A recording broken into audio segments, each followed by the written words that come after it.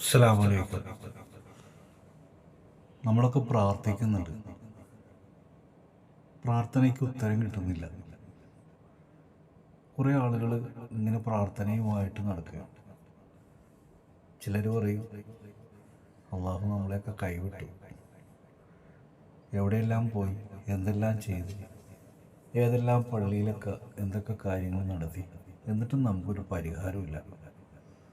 ഇങ്ങനെ വിഷമിച്ച് പല വഴികളിലൂടെ പരിഹാരം തേടി ഓടി ഒരു സമയം തന്നെ നഷ്ടപ്പെട്ടു പോകണം. ആദ്യം നമ്മൾ നമ്മളിലേക്കൊന്ന് നോക്കണം. ഈ പ്രാർത്ഥന എന്ന് പറയുന്നത് അള്ളാഹുവിനോടാണ്. അള്ളാഹുവിനോട് പ്രാർത്ഥിക്കുമ്പോൾ ആ പ്രാർത്ഥിക്കുന്ന നമ്മുടെ പ്രശ്നവും ആ പ്രാർത്ഥനയ്ക്ക് ഉത്തരം കിട്ടണമെങ്കിൽ നമ്മളുടെ ജീവിതത്തിൽ നമ്മുടെ ഉള്ളിൽ മറഞ്ഞു കിടക്കുന്ന നമ്മുടെ ദേഷ്യം, അതുപോലെ തന്നെ നമ്മുടെ അഹങ്കാരം, നമ്മുടെ സ്വാർത്ഥത, ഇതൊക്കെ നമ്മളിലുണ്ട്. അതുപോലെ ഒരുപാട് കാര്യങ്ങളുണ്ട്. പക്ഷെ എന്തെങ്കിലും ഒരു പ്രശ്നം വരുമ്പോൾ നമ്മൾ അതിൻ്റെ സങ്കടത്തിലാവും, ഇതെല്ലാം മറച്ചു വെക്കും. അത് സമാധാനമായി കിട്ടിക്കഴിഞ്ഞാൽ വീണ്ടും തുടങ്ങും.